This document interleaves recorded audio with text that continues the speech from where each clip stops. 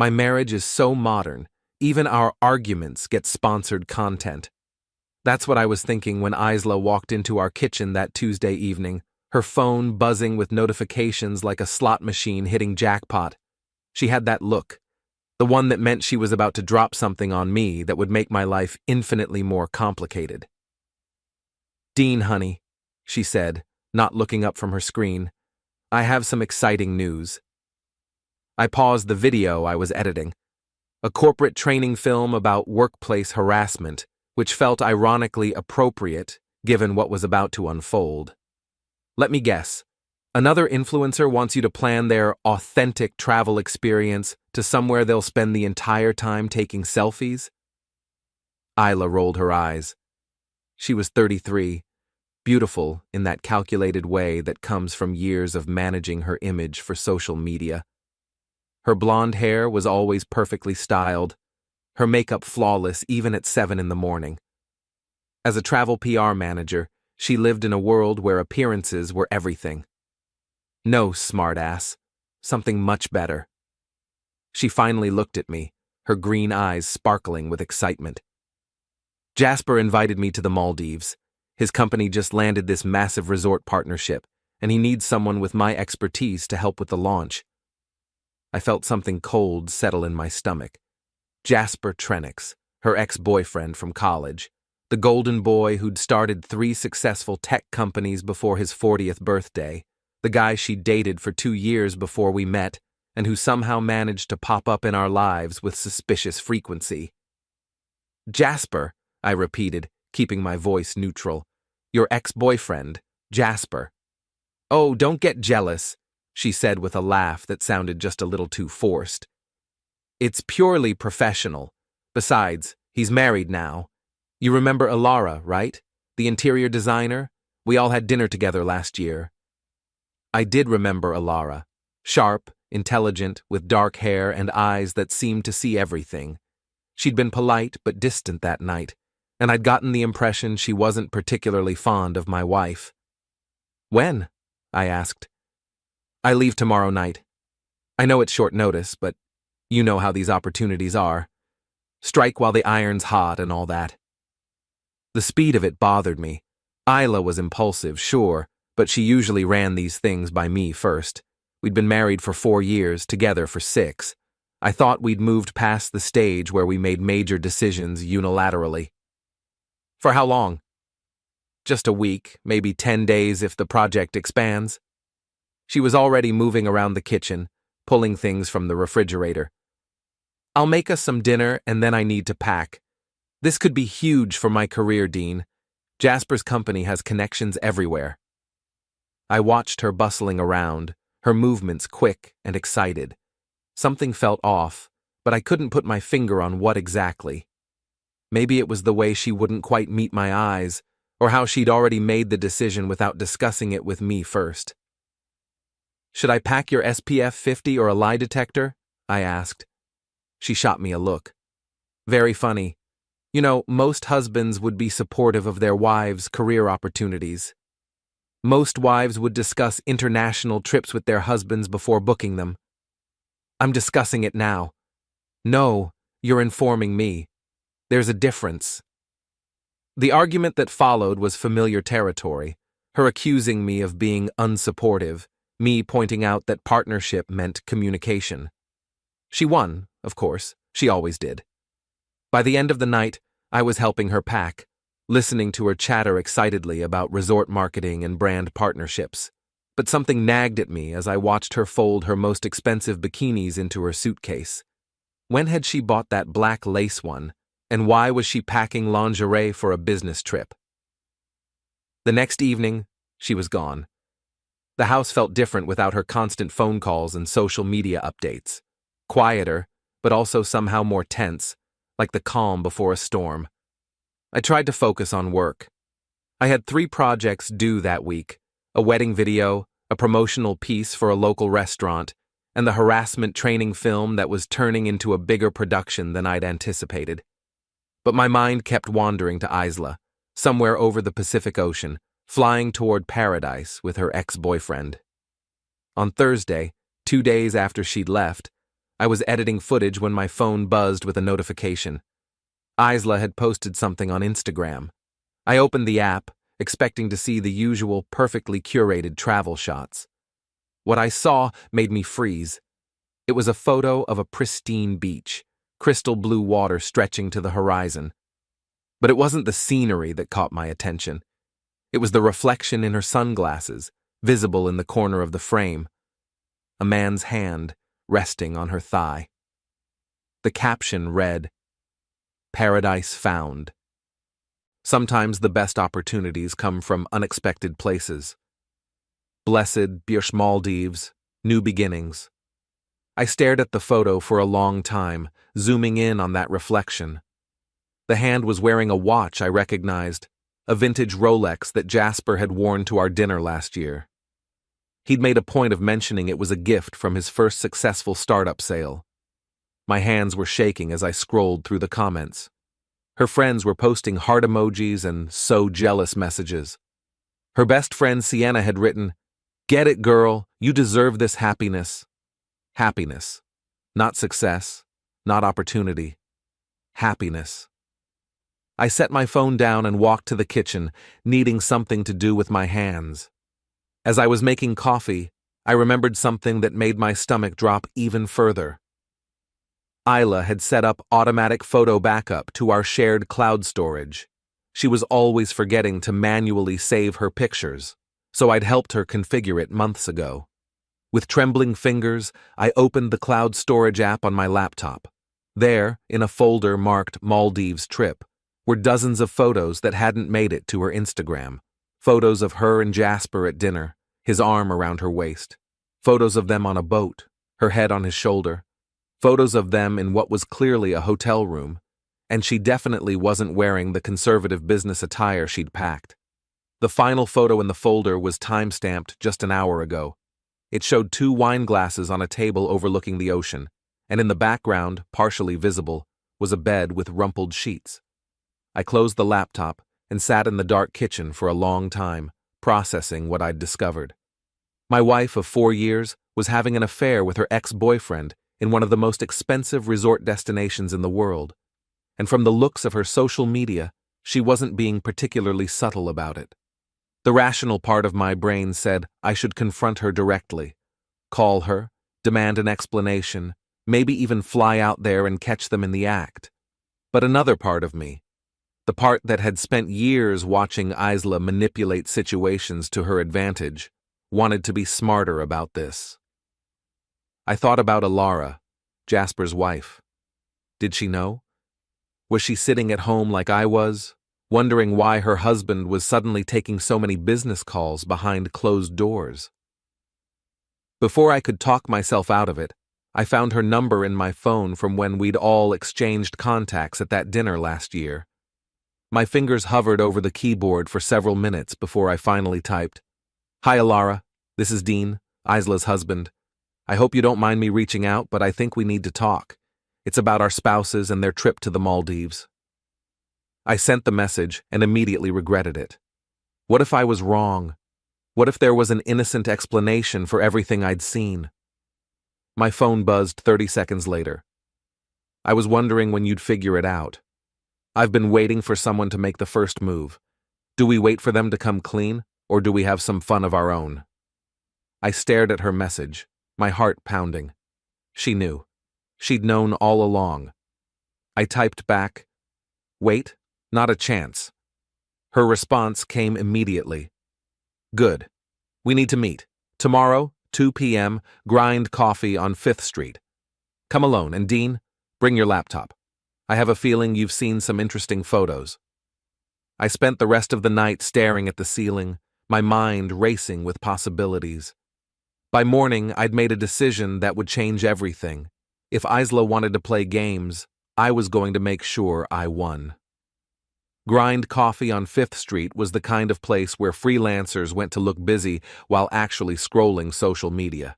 I arrived 15 minutes early, ordered a black coffee, and found a corner table where I could watch the door. My laptop bag felt heavy on my shoulder, loaded with evidence I'd never wanted to collect. Ilara walked in exactly at 2 p.m. I'd forgotten how striking she was. Tall, elegant, with the kind of confidence that comes from running your own successful business. She wore a black blazer and jeans, her dark hair pulled back in a way that made her look like she was heading to a board meeting instead of planning revenge against our cheating spouses. She spotted me immediately and walked over, her heels clicking on the concrete floor.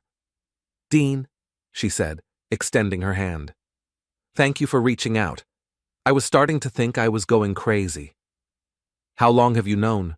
I asked as she sat down. "About Jasper and Isla specifically? 2 weeks? About Jasper's cheating in general? Try 2 years?" She signaled the barista for a coffee. He's not as clever as he thinks he is.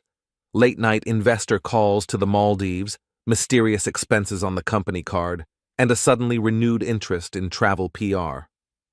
I opened my laptop and turned it toward her. I found these in our shared cloud storage. Ilara scrolled through the photos, her expression never changing. When she reached the one with the rumpled bed, she actually smiled. "Well, that's certainly not subtle. Jasper always did lack imagination." "You seem remarkably calm about this." "Oh, I'm furious," she said, accepting her latte from the barista. "But I learned a long time ago that anger is more useful when it's focused. Tell me, what do you know about Isla's job?" "She's a travel PR manager for Meridian Communications." "Why?" "And what's Meridian's policy on employees accepting gifts or comped trips from potential clients?" I thought about it. "I'm not sure. Probably against company policy, right?" "Very much so. I did some research last night."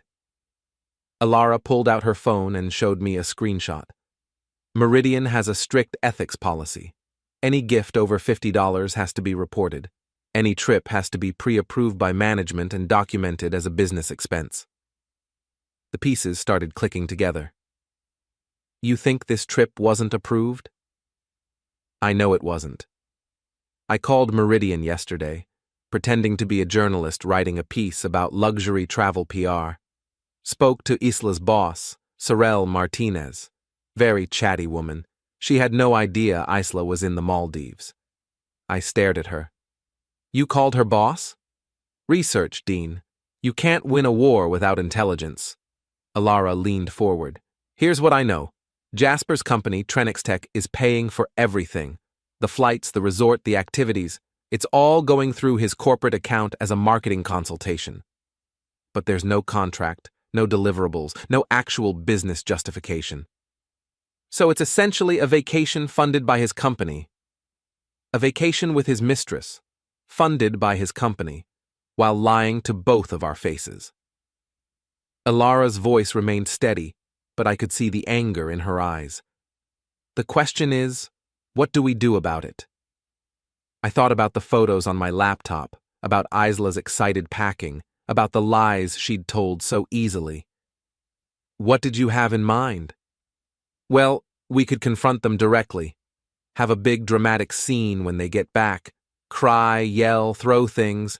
Very cathartic, but ultimately pointless. Or we could be strategic. Hit them where it actually hurts." She pulled out a tablet and showed me a document. "I've been busy since your text last night. This is a summary of Jasper's business practices over the past 2 years. The Maldives trip isn't his first questionable expense. There's a pattern here." I scrolled through her notes. Expensive dinners with potential clients who turned out to be women he'd met on dating apps. Weekend trips to wine country for team building that only included him and various female employees.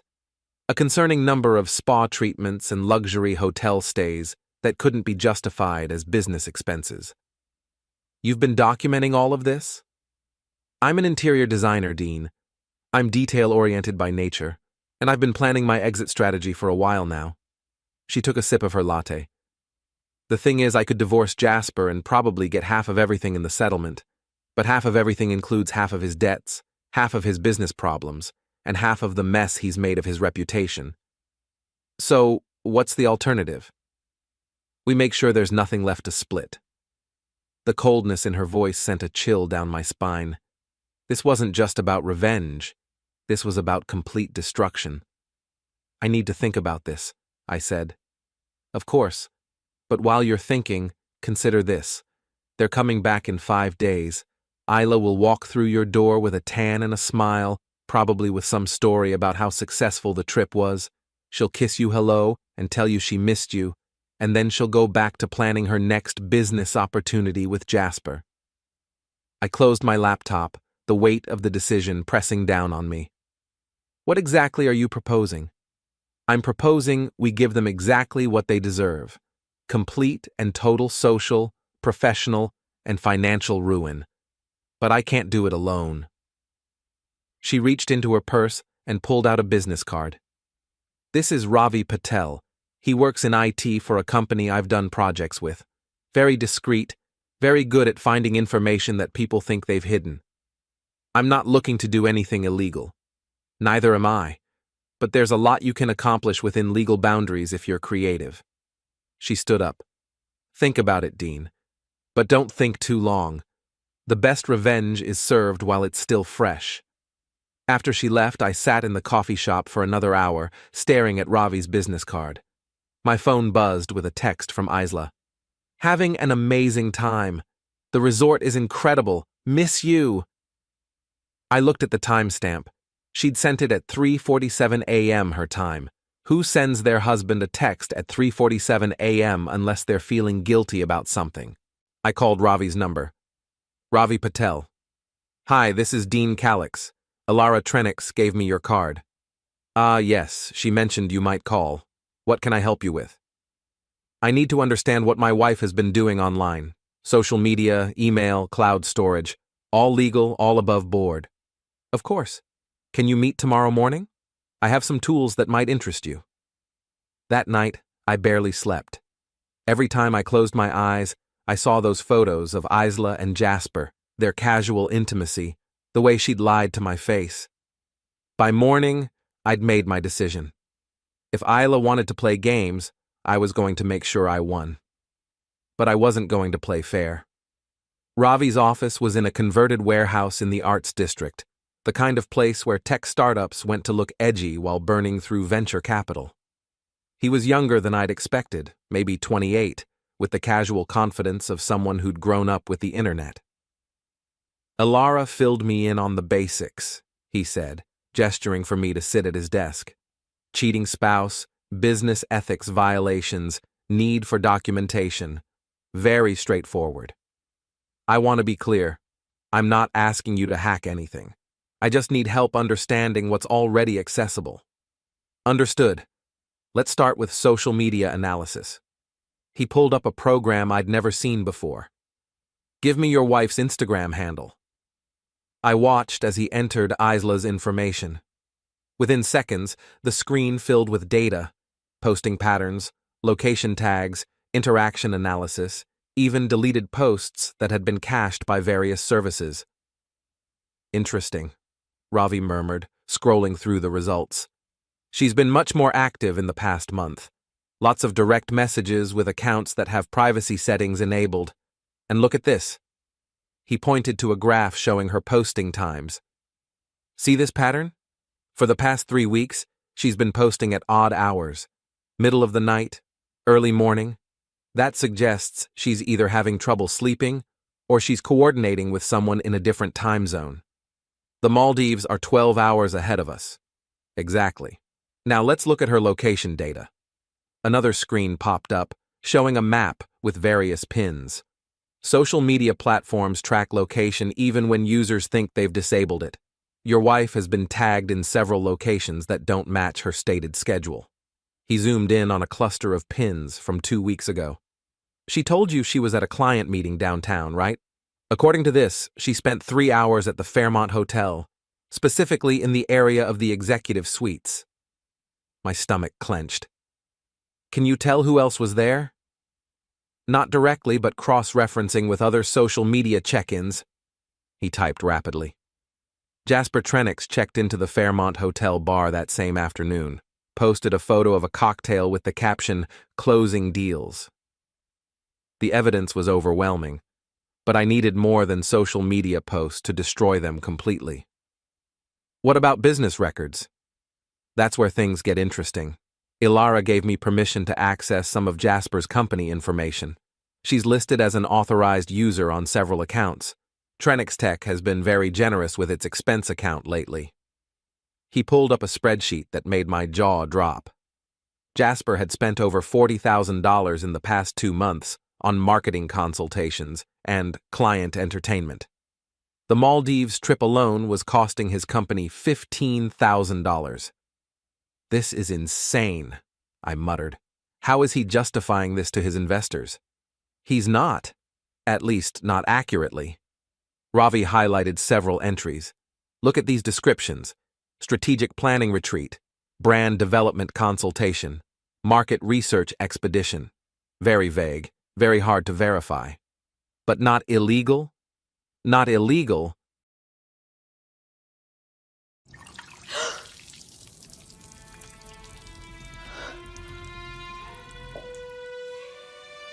Smile, because this is the last good day of your life.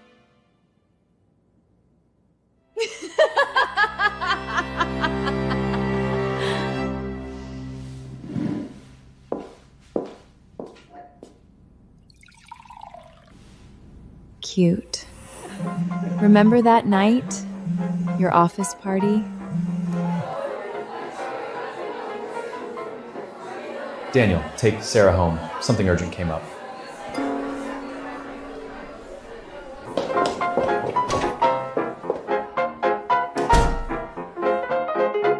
I'm pregnant. Who do you think the father is?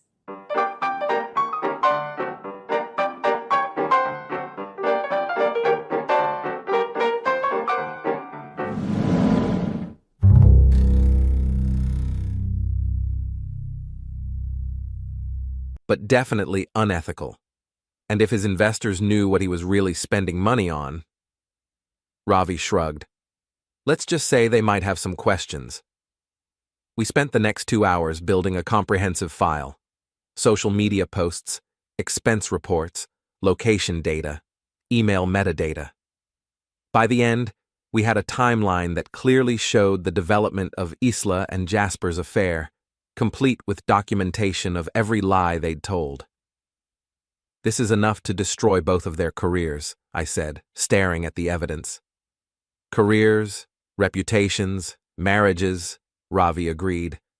The question is, how do you want to deploy it? Before I could answer, my phone rang. Ilara. Dean, we have a problem. Jasper just posted something on LinkedIn that suggests he's planning to make this relationship public. What do you mean? Check his profile.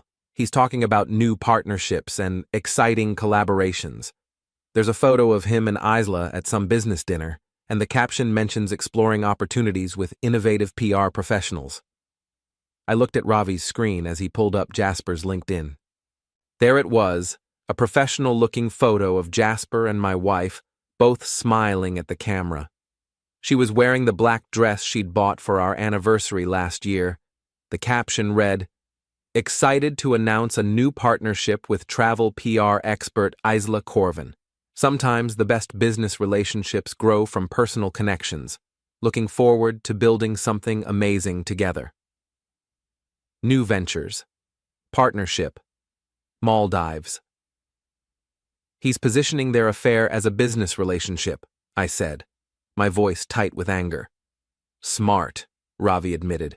If anyone questions the expenses or the time they're spending together, he can point to this post as evidence of legitimate business collaboration. But I was seeing something else. An opportunity. Ravi, can you trace the engagement on this post? Who's liking it, commenting, sharing? His fingers flew over the keyboard. Lots of activity. His business partners, investors, Isla's colleagues. Oh, this is interesting. Her boss at Meridian Communications liked the post. The same boss who told Ilara she didn't know about the Maldives trip? The very same. Ravi grinned. I think we just found our opening. I called Ilara back. Change of plans. We're not waiting for them to come home. What do you mean? I mean, we're going to give them exactly what they're asking for. If they want to make their relationship public, let's help them do it properly. That evening, Ravi and I worked until midnight, crafting what he called a digital masterpiece. We created a comprehensive presentation that told the complete story of Isla and Jasper's affair, complete with photos, expense reports, timeline, and social media evidence. But we didn't stop there.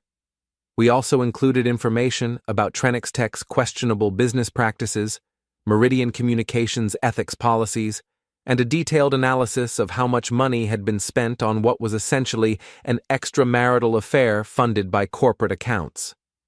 "This is nuclear," Ravi said, reviewing our work. "Once this gets out, neither of them will be able to work in their industries again."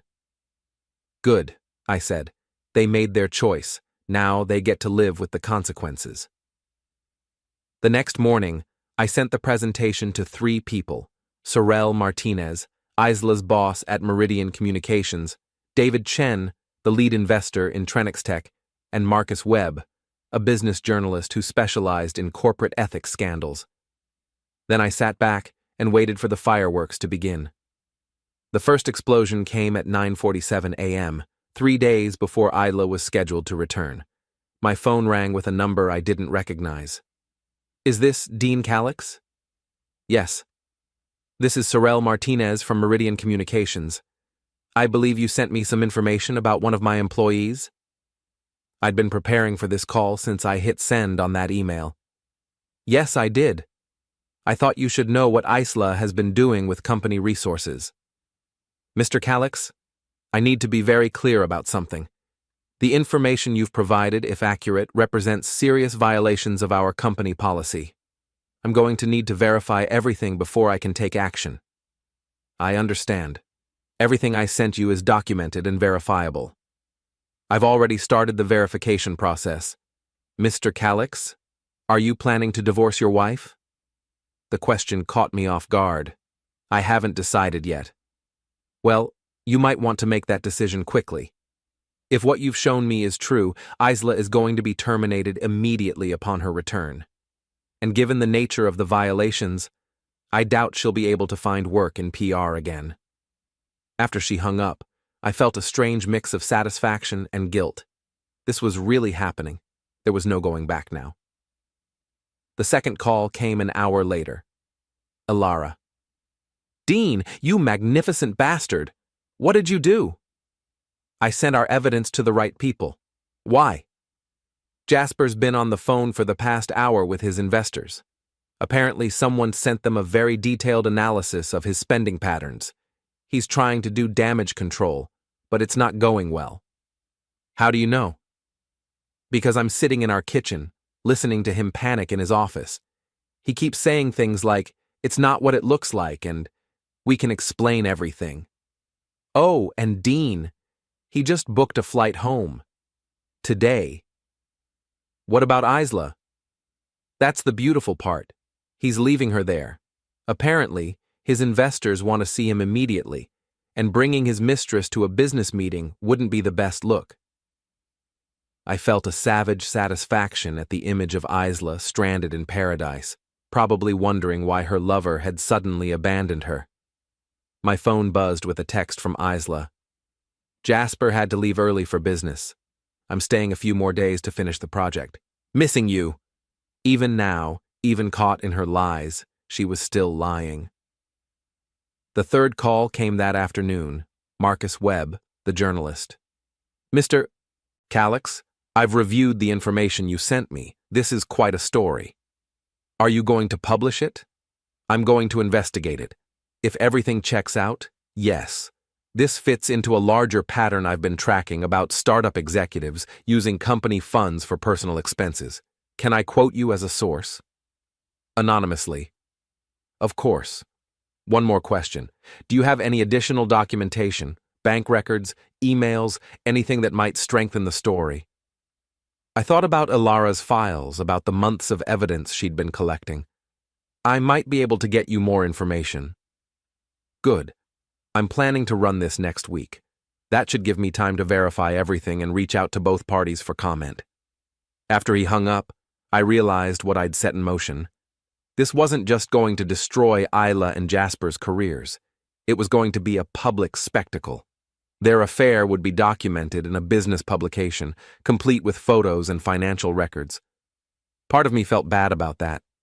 But then I remembered the photos in our shared cloud storage, the casual way Isla had lied to me, the months of planning that had gone into their betrayal. They'd made their choices. Now they got to live with the consequences.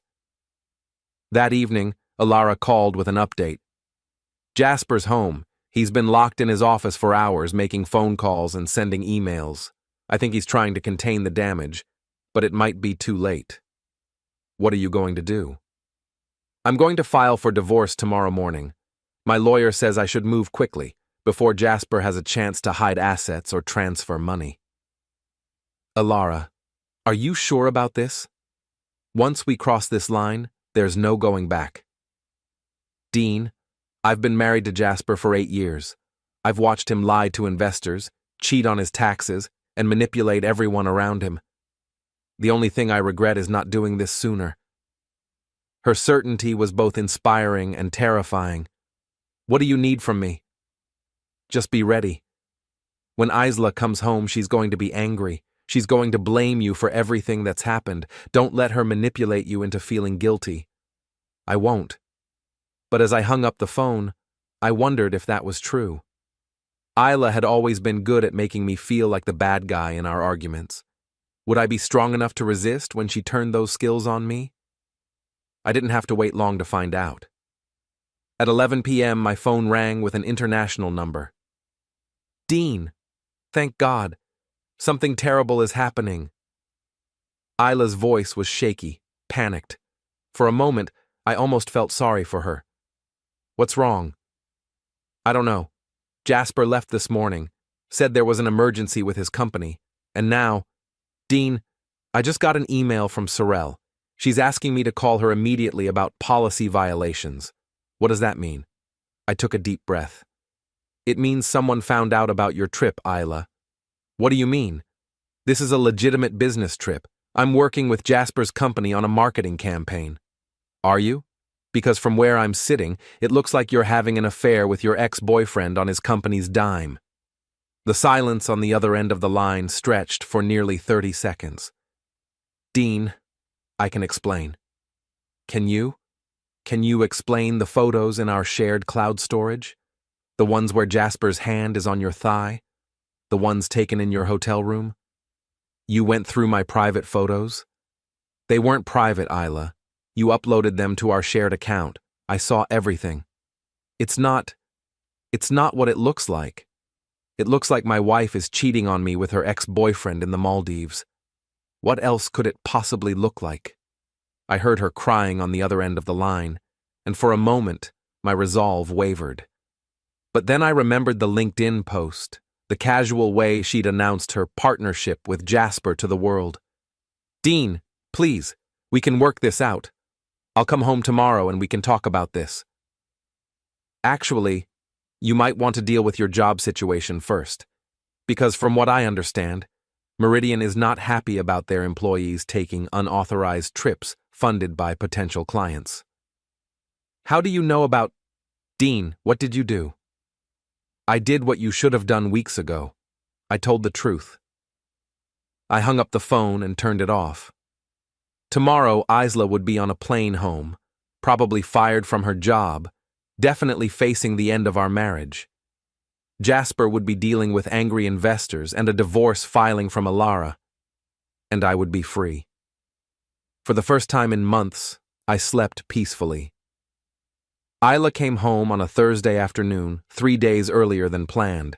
I watched from the window as the taxi pulled up to our house, saw her struggling with her luggage, her movements sharp with anger.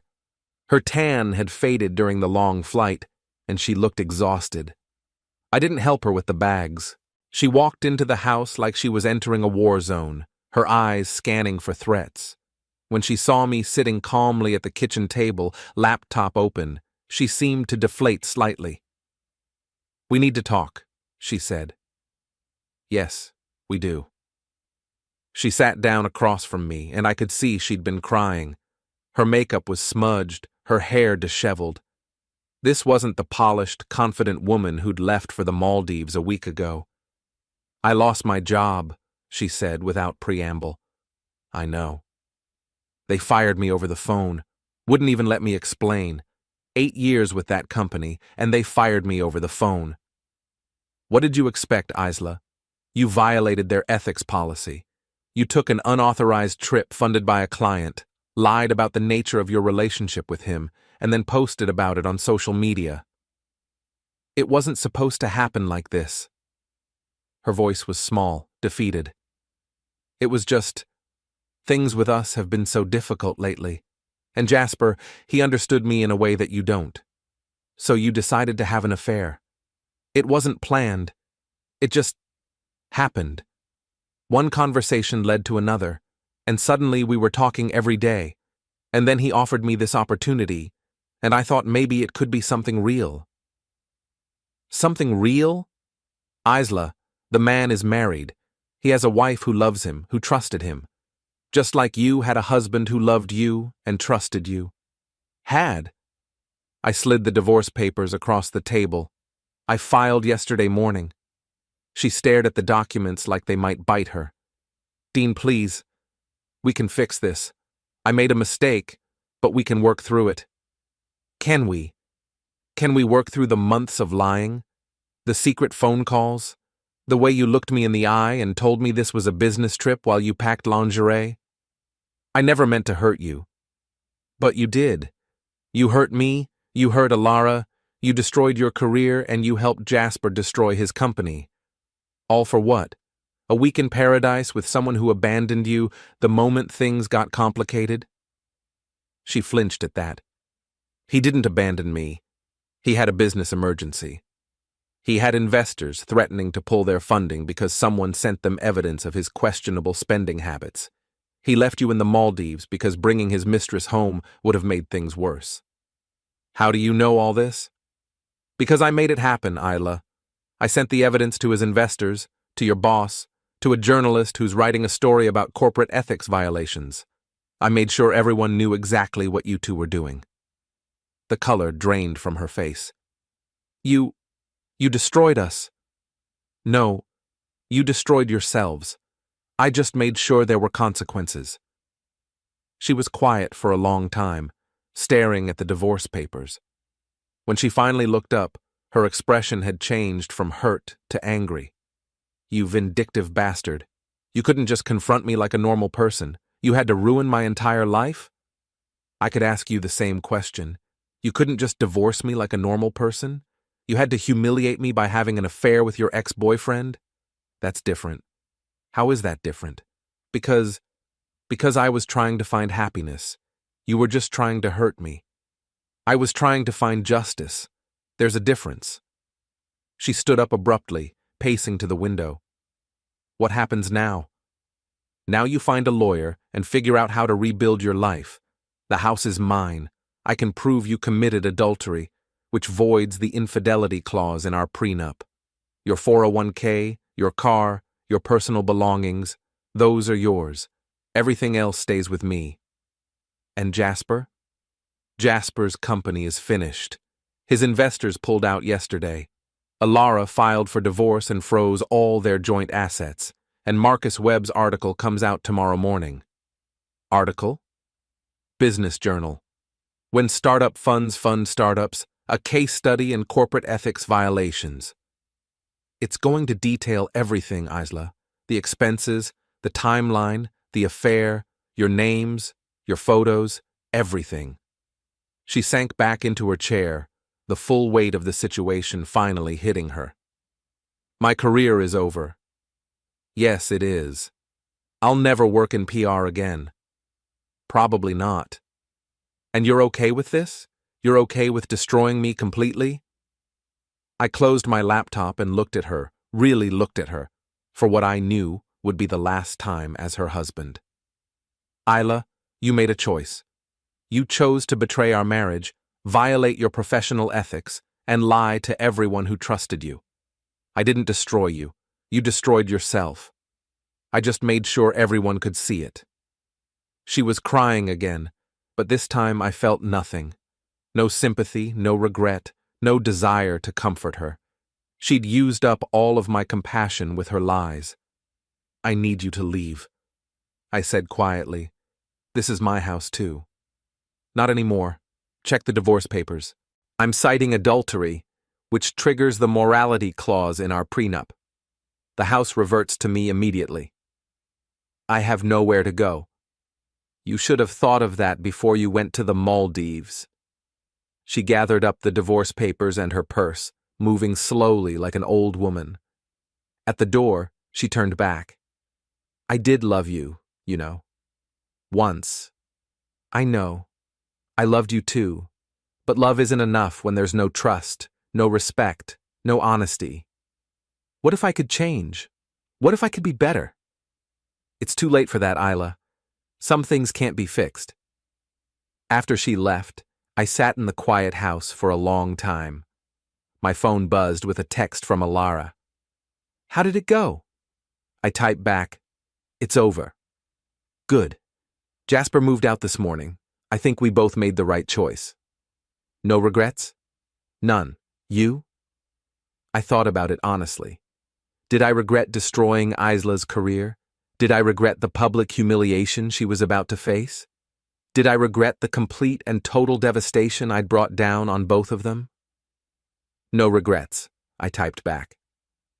The next morning, Marcus Webb's article went live. By noon, it had been shared thousands of times on social media. The photos of Isla and Jasper in the Maldives were everywhere, along with detailed breakdowns of Trenix Tech's questionable expenses and Meridian Communications' response to the ethics violations. My phone rang constantly, reporters wanting quotes, friends wanting gossip, family members wanting to know if I was okay. I ignored most of the calls, but I did answer when Mason, my best friend, called. Jesus, Dean. I just saw the article. Are you all right? I'm fine. This is insane. The whole story is everywhere. Isla must be mortified. She made her choice. Still, this level of public humiliation, it's pretty brutal. So was finding out my wife was cheating on me through accidentally synced photos. Fair point. What happens now? Now I move on. I've got work to focus on, a house to myself, and for the first time in years, I don't have to wonder if my wife is lying to me. That's gotta feel good. It did feel good. It felt like freedom. That evening, I got a final text from Isla. I hope you're happy. You got your revenge. I stared at the message for a long time before responding. This wasn't about revenge, Isla. This was about consequences. There's a difference. She didn't reply. A week later, I was editing a wedding video when my doorbell rang. It was Alara, holding a bottle of wine and smiling. I thought we should celebrate, she said. Celebrate what? Our divorces were finalized this morning. We're officially free. We sat on my back deck, drinking wine and watching the sunset. It was peaceful in a way I'd forgotten was possible. Do you ever wonder what would have happened if we'd handled this differently? She asked. You mean if we'd just confronted them directly? Yeah. If we'd given them a chance to explain, to make amends. I thought about it. They would have lied, made excuses, promised to change. And then they would have been more careful about hiding it next time. You're probably right. Besides, they had their chance to be honest. They chose deception instead. We just chose consequences. To consequences, she said, raising her glass. To consequences, I agreed. As the sun set behind the mountains, I felt something I hadn't experienced in months. Peace. Isla and Jasper had gotten exactly what they deserved. Their careers were destroyed, their reputations ruined, their marriage over. They would spend years rebuilding their lives, if they could rebuild them at all. And I would spend those same years free from lies, free from betrayal, free from wondering if the person I loved was deceiving me. It wasn't revenge, it was justice, and it was perfect.